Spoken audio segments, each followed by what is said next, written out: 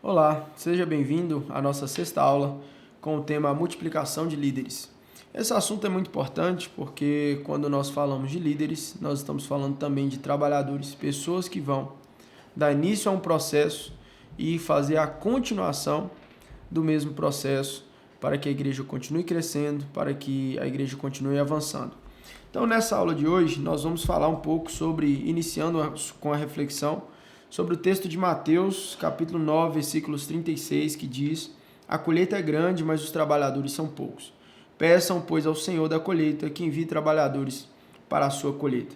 Quando Jesus pede esse motivo de oração à igreja, ele não estava falando necessariamente de líderes de departamento, ele não está falando de líderes de ministério. Nós, muitas vezes, quando pedimos ou oramos isso ao Senhor, nós estamos em mente nossos ministérios, nossas atividades na igreja, nossas demandas internas. Mas quando Cristo pede isso, ele não está cogitando esses ministérios, até porque isso não existia. Ele está aqui pedindo ao Pai trabalhadores para a colheita. Colheita de quem?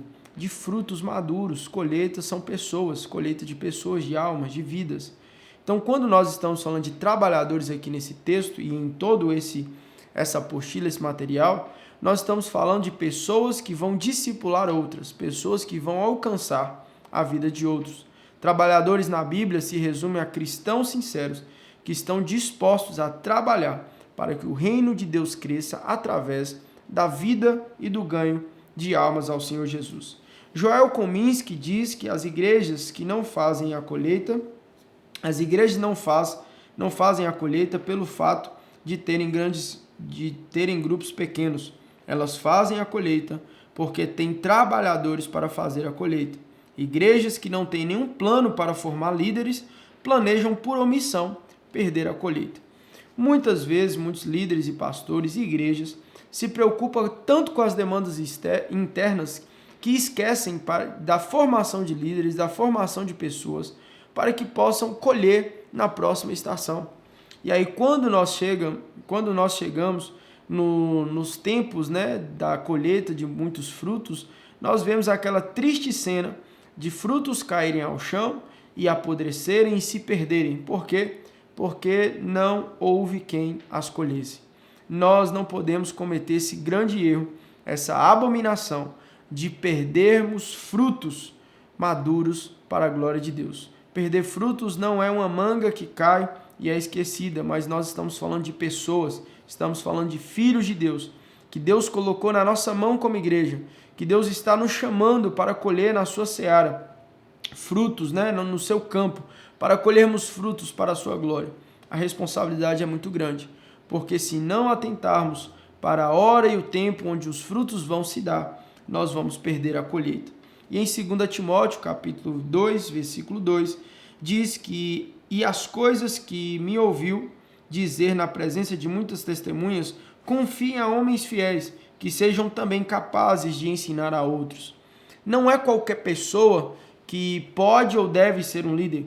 Precisa ser, no mínimo, pessoas confiáveis, dispostas ao trabalho, dispostas a se dedicar e a fazer uma obra que não é fácil. Não é qualquer pessoa que vai se comprometer com o reino de Deus para o ganho de frutos maduros. Nós precisamos de pessoas tementes ao Senhor, com o coração ardendo por almas e que desejam fazer a obra de Deus e permitir que o reino de Deus cresça através da nossa vida. Por último, no ambiente da célula, esse novo líder deverá observar e desenvolver diferentes tipos de atividades relacionadas à vida da célula. Para que esse processo tenha êxito, é importantíssimo observar e identificar na sua célula as características pessoais e os dons de cada um, traçando um plano de ação para cada pessoa. Nós sabemos que, assim como nosso Senhor Jesus não trata conosco como um gado, como uma manada, ele trata individualmente conosco. O líder de célula ou o líder aqui precisa estar disposto a observar cada pessoa, cada vida e desenvolver uma estratégia de aproximação, uma estratégia de discipulado, de consolidação para cada indivíduo da célula. Não dá para trabalhar com todo mundo da mesma forma. São pessoas, diferentes corações, diferentes escolas, diferentes histórias de vida. É muito importante e necessário que esse líder se atente à necessidade individual de cada um. Reflexão para nós sobre esse assunto é 1 João 2,1, dizendo: filhinhos, eu lhes escrevi porque conhecem o Pai. Pai, eu lhes escrevi porque vocês conhecem aquele que é desde o princípio. Jovens, eu vos escolhi porque sois fortes e vocês venceram. Tem a palavra permanece em vocês e vocês venceram o maligno. Da mesma forma que o Pai conhece o Filho e o Filho conhece o Pai e conhece aqueles a quem escolheu, nós também precisamos conhecer pessoas. Sair do nível da superfície e começar a se aprofundar em cada relacionamento. Nós não estamos falando de um processo artificial, nós estamos falando de um processo natural. Algo que é artificial não precisa de cuidado, mas algo que tem vida precisa de cuidado. Como exemplo, nós podemos citar uma planta. Uma planta artificial, ela continua no mesmo lugar, continua bonita, continua com a mesma cor, não murcha, mas também não cresce. Algo que tem vida precisa de cuidado, precisa de zelo, precisa ser regado, precisa ser exposto ao sol, tirado do sol, precisa ser adubado para que essa planta, para que esse fruto, essa semente produza e cresça. Então, vidas não são artificiais, não dá para cuidar de uma maneira artificial. Precisamos cuidar intensamente na individualidade de cada um. E como esse líder? Agora vamos falar um pouco sobre como esse líder pode agir na célula e como ele deve ali influenciar pessoas ou agir com essas pessoas. Para os não convertidos, o primeiro ponto: como o líder vai lidar com pessoas que ainda não se converteram? Primeiro, o líder deve apresentar o plano de salvação, dar seu testemunho pessoal, que é a pregação mais importante, desafiá-lo a entregar sua vida para Jesus e incentivar a começar a ler a Bíblia. Nós sabemos que a libertação veio pelo conhecimento da verdade. Então não adianta nada um testemunho pessoal se ela não se aprofunda na verdade de Deus. Obviamente, esse líder tem que ter muito cuidado com a pessoa não convertida ainda, porque é o primeiro contato que ela está tendo com o Evangelho. Seja o mais cordial, o mais paciente e o menos invasivo possível. Apenas ore por ela, dê o seu testemunho, incentive a ler a Bíblia e desafie a entregar a sua vida para Jesus após uma consciência clara do Evangelho. Como lidar agora com as pessoas que se converteram, aceitaram a Cristo, mas ainda não se batizaram? Quais os passos que um líder deve ter com essa pessoa? Ensiná-los, com base na Bíblia, sobre a importância e ordenança do batismo. Dizer para elas que o batismo não é uma opção, é um critério para a salvação. Levá-los a participarem de um culto de batismo para ver, para sentir aquela atmosfera, sentir aquela experiência. Incentivá-los também a se preparar para o batismo através de um curso proposto, pela igreja. Ou um evento, que no nosso caso, exemplo, é o Metanoia. É um evento de preparação, de conscientização, para que a pessoa se encoraje a batizar. E quarto, incentivá-los a fazer o seu momento a sós com Deus diariamente, que é o que chamamos de devocional. É muito importante, porque isso vai gerar convicção, firmeza, para que essa pessoa chegue e se batize. Como esse líder deve trabalhar agora com os crentes mais jovens, aquelas pessoas ali que acabaram de se converter, que converteram, se batizaram e agora estão iniciando na fé. Quais as atitudes práticas? Desenvolver um relacionamento de amizade. Lembrando que não estamos tratando de algo artificial. É necessário relacionamento. Acompanhar de perto e ajudá-lo a viver uma nova vida em Cristo. Isso é andar, discipular com essa pessoa. Ensinar ponto a ponto, ensinar dia após dia o que é certo, o que é errado, o que Deus se agrada e o que Deus não se agrada. Terceiro ponto, encaminhá-los para fazer cursos básicos da escola de líderes, que é a visão da igreja, que é o DNA, que é exatamente esse curso que você está fazendo, para que ele possa ter conhecimento sobre a visão da igreja e ser iniciado nesse processo de frutificação da igreja. Desafiá-los a participarem ativamente dos cultos de celebração, além das reuniões de célula. É viver as duas asas da igreja, o templo e as casas. É participar dos cultos de celebração, mas também estar lá na comunhão dos irmãos e no partir do pão, que é a célula.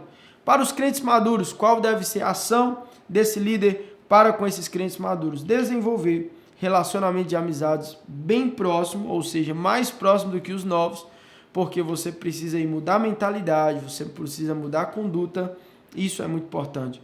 Compartilhar com eles seus sonhos, alvos e tudo relacionado à vida da célula. E tê-los como parceiros e aliados e não como inimigos. Delegar tarefas, acompanhar de perto e confiar no empenho e dedicação deles. Vai sim ser necessária a confiança. Encaminhá-los também para a escola de líderes. Então, o líder, como em geral, precisa tratar cada um na sua individualidade. Primeiro aqueles que não se converteram, depois os crentes convertidos, mas não batizados, depois aqueles que completaram o processo do batismo e agora precisam ser introduzidos à visão, e por fim, os crentes mais maduros que já estão na igreja e que vão precisar também de uma aproximação, de um convencimento a respeito da visão da igreja. Passando esses pontos práticos aí de como lidar com as pessoas, eu queria avançar para como ser um líder bem-sucedido. Isso diz respeito ao sonho de cada líder. Acredito que quando você começa um trabalho, você não deseja ser mal-sucedido. Antes, pelo contrário, desejamos ser bem-sucedidos, desejamos avançar e fazer o nosso melhor. E aqui vai algumas ferramentas para que você possa ser o líder de sucesso, alguém que avança, alguém que consegue êxito na sua caminhada. Então, como é possível realizar esses sonhos? Tem alguns passos que vai te ajudar muito nesse encaminhamento. Primeiro, vivendo uma vida de intimidade com Deus. Repito, se você não quer pessoas artificiais, você não pode ser uma pessoa artificial. Se você quer pessoas comprometidas com Deus, eles precisam ver isso em alguém, e esse alguém é você. Então, viva uma vida de intimidade com Deus, priorizando também o momento devocional, tendo tempo de oração e leitura de palavra. Você precisa de intimidade, poder, de unção, de conhecimento para lidar com essas pessoas que estão chegando, porque elas vão olhar para alguém e esse alguém precisa ser você. Orar pelos membros da célula diariamente. Sabemos que a obra que estamos fazendo não é uma obra natural, ela é uma obra espiritual e através da oração vamos pedir ao Pai para que Ele influencie diretamente a vida dessas pessoas. Por mais que elas nos ouçam, a voz do Espírito Santo chega ao coração, chega onde nós não chegamos e por isso a importância da oração. Preparando também e acompanhando novos líderes. O trabalho que estamos fazendo precisa continuar. Se não preparamos novos líderes, como diz Joel Kominski, nós estamos, por omissão, perdendo a colheita, a próxima colheita. Você não estará aqui para sempre, eu não estarei aqui para sempre. E é por isso que estou gravando essa aula, esse vídeo aqui para você, por saber que não estarei aqui para sempre e esse trabalho precisa continuar. Esse vídeo, essa aula, basicamente é para preparar outros líderes que vão dar início a esse processo, que vão dar continuidade. Então você, como líder de uma célula, precisa ter esse entendimento. Você precisa deixar pessoas capacitadas e preparadas no seu lugar para dar continuidade a isso. Porque senão, vamos incorrer no erro de Gideão, que reinou, libertou Israel do cativeiro, mas não deixou seus descendentes governar. Nós vamos incorrer no erro de Josué. Moisés deixou Josué, mas Josué não deixou ninguém. E a nação de Israel entrou num declínio espiritual de quase 200 anos de cativeiro, passando por mais de 13 juízes da Bíblia para tentar socorrer Israel dos seus diversos cativeiros. Então é muito importante que você deixe líder e prepare esse novo líder para dar continuidade à visão que Deus te deu. Estabelecendo também metas e sonhando com elas e se preparando para alcançá-las. Pessoas que não têm metas desejam chegar a lugar nenhum.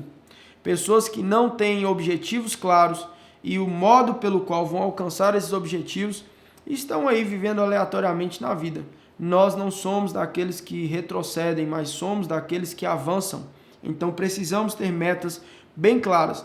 Nas aulas anteriores aprendemos sobre meta mensurável, específica, tangível e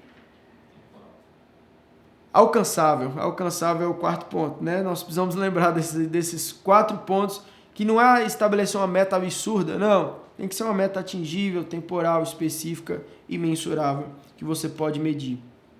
Sendo submisso à liderança e demonstrando total comprometimento com a igreja e com a célula.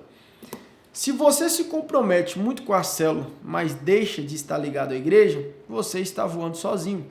Você está navegando sozinho em um mar. Mas quando de alguma maneira nós estamos comprometidos com a igreja, nós estamos debaixo de uma autoridade. Lembra sempre que a célula não é a igreja, a célula é uma extensão da igreja, a célula é um braço da igreja, a célula é uma asa onde a igreja funciona, mas nós temos que saber que estamos ligados a uma igreja, precisamos estar submissos às autoridades que Deus coloca sobre nós. Na prática, como você pode alcançar esse sonho de ser um líder excelente? Ore por sua célula, pelos membros diariamente, prepare com zelo e dedicação a reunião da célula, convide pessoas novas e desafie aos membros da célula a também convidarem, né? Senão ficamos ali naquele bolinho com as mesmas pessoas. Dê atenção e cuide bem dos convidados, seja um bom anfitrião. Seja um líder em tempo integral e não apenas no momento da reunião. Cara, isso aqui é muito importante, tem que parar. Muitos líderes só lembram da célula no dia da célula. Ah, hoje tem célula, então vamos fazer. Não, o líder precisa respirar a célula diariamente. O líder precisa viver a célula de segunda a segunda. Não dá para ser líder de célula bem sucedido pensando na célula só no dia do encontro, porque você fará uma coisa automática e na sexta você já esquece. Então, não seja um líder omisso no restante da semana.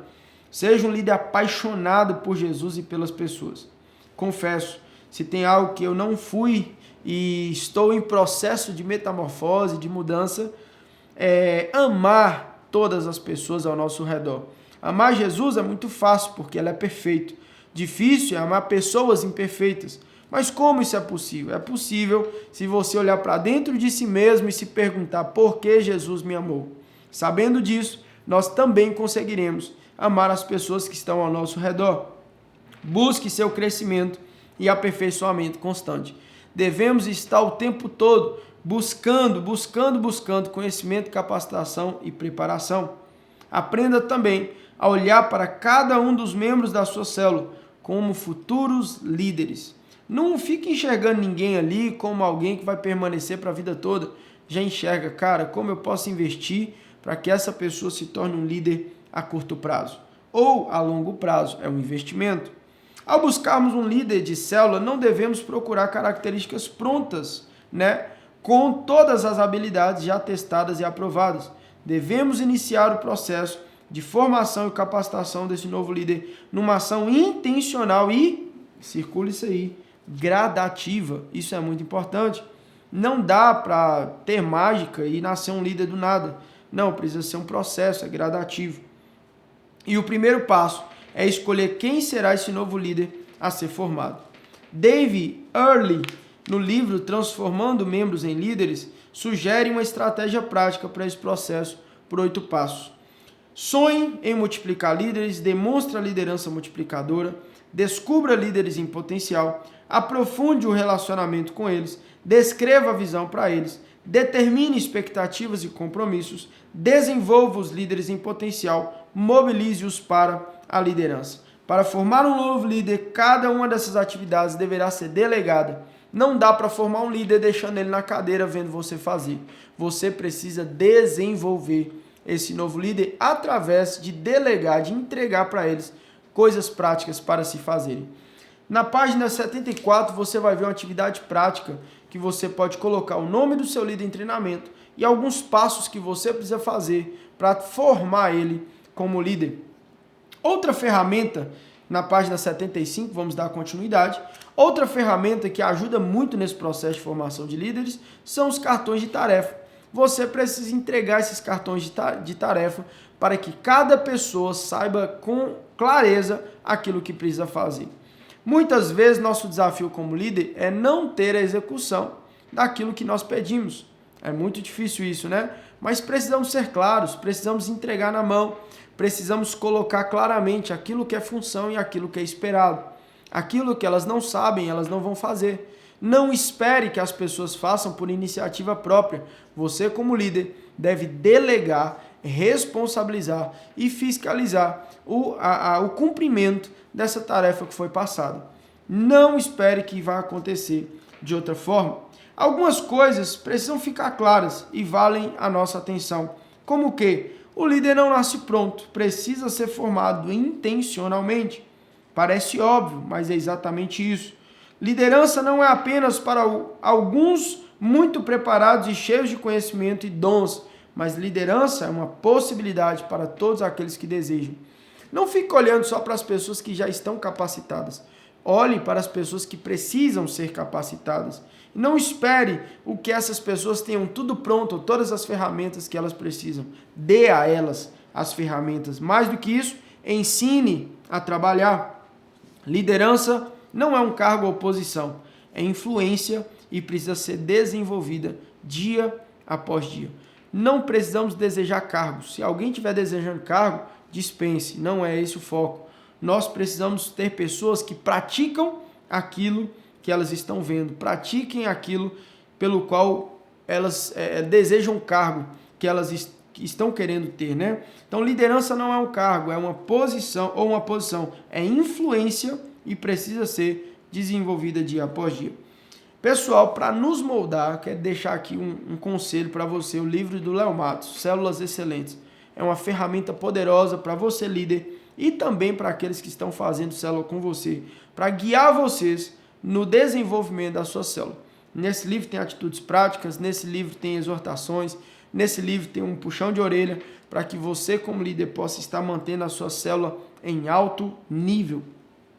Compre, adquira, leia esse livro, vai ser uma bênção para a tua vida. Segundo ponto, compromissos de um líder de célula. Como cuidar de uma célula? O que esse líder precisa ter? Quais os compromissos que ele deve se apegar? Página 76, está aí. Cuida das ovelhas, conhece as ovelhas. Quais as características de um bom pastor? Quais as características de um líder que está ali na posição prática de um pastor, né? Do cuidado. E esse líder faz o quê? Ele cuida, aprendemos com Jesus, ele cuida das ovelhas, ele conhece as suas ovelhas, ele procura pelas suas ovelhas, ele não espera ser procurado, ele procura pelas suas ovelhas. Ele alimenta elas com a palavra de Deus. Em cada ponto desse tem um texto aí para a sua meditação. Protege as suas ovelhas, tem um texto também para a sua meditação. Ele é uma referência, ele é exemplo, ele é testemunho para as suas ovelhas. Ele é um padrão de como ser. Ele desafia as suas ovelhas a serem mais do que já são. Guia também as suas ovelhas na verdade, levando elas até a prática, até o exercício, até conseguirem fazer aquilo que deve ser feito. Conhece e chama pelo nome. Muito interessante isso, porque se você quer filtrar se alguém é a sua ovelha ou não, ela precisa escutar a sua voz. E não tem como escutar a sua voz se você não tem tempo de mesa, se você não tem relacionamento e não ganhou a confiança dessa pessoa através da amizade. Quais são os riscos aí de um grupo de ovelhas sem pastor ou com pastor descuidado? Pessoal, nós aprendemos fartamente na Bíblia que ovelhas que não têm pastor, ovelhas perdidas são ovelhas cujo pastor não está presente.